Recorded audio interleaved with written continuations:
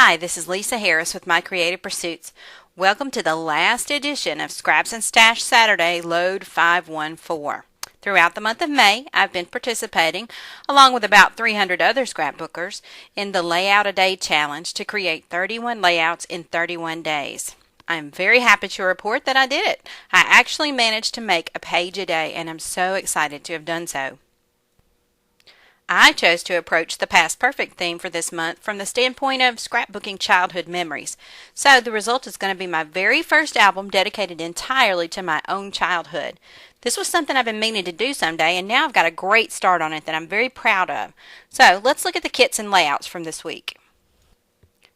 The prompt for day one was to scrap about your relationship with your siblings. Instead of making a page about my relationship with all 5 of my siblings, I decided to focus on just one.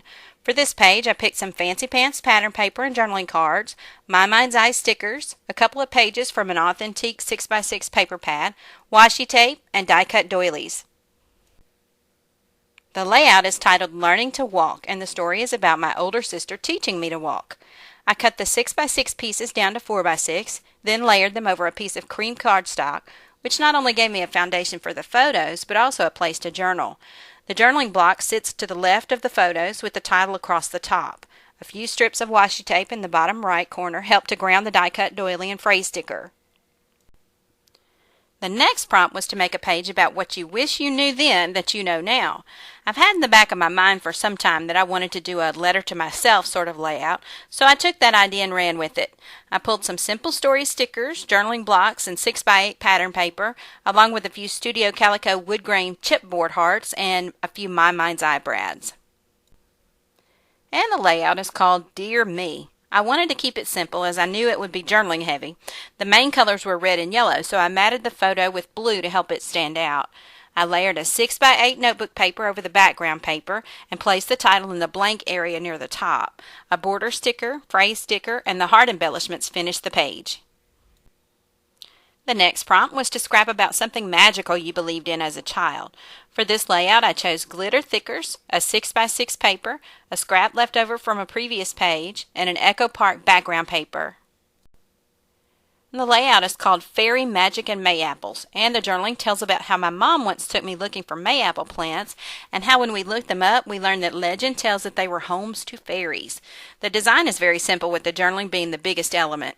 Since the dominant color is orange, I matted the photo in blue for contrast, added a phrase sticker and a metal rim tag, and another page was complete.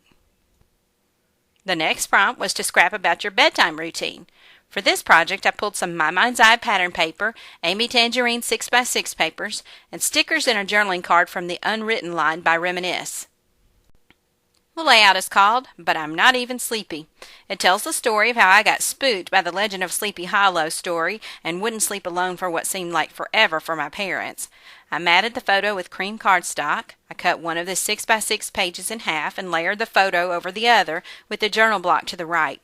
I tucked the pieces from the polka dot paper on either side of the photo and journaling, then embellished with a couple of flower stickers and a wood grain chipboard heart.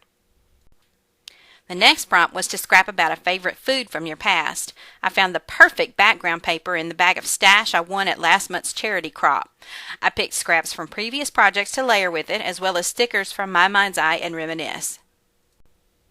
The layout is titled Boiled Cookies. The background paper is from My Mind's Eye, and it's specifically for scrapping a recipe. I layered my scraps of paper across the middle and placed the photos in a grid. I hand-wrote the recipe on a shipping tag and the journaling at the bottom. Added some baker's twine and stickers. In retrospect, I wish I had switched things around and had the recipe on the right. I just think it would have worked better design-wise. But I'm sticking with the page as is. The next prompt threw me a curveball. It was to scrap about a secret place. I thought long and hard but came up with nothing, so I decided just to scrap one of my favorite photos instead. I pulled papers from Echo Park for the record and Fancy Pants, along with stickers and brads from My Mind's Eye. The layout is untitled, but I call it Mama and Me. The journaling talks about how my mom and I shared a very special bond.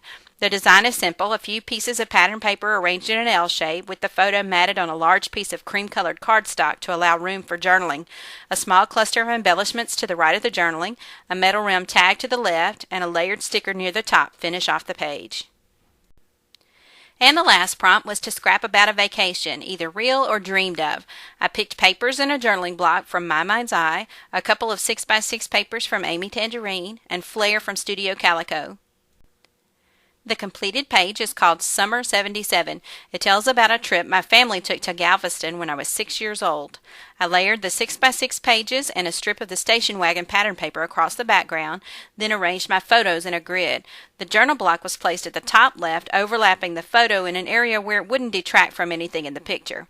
A couple of Flair badges and a button complete the embellishing. And this is how I completed the Layout a Day challenge for May. So, what's coming up in June? For this month, I'm following along with the SWAT Scrap Warriors Advanced Training blog challenges. They host monthly drills, special ops, and other fun challenges. Plus, they have a fantastic design team for when inspiration is at a minimum. If you'd like to follow along too, you can check them out at SWATScrapWarriorsAdvancedTraining.blogspot.com. And that does it for me. Be sure to drop by my blog at mycreativepursuits.com. I'd love to see your stash project.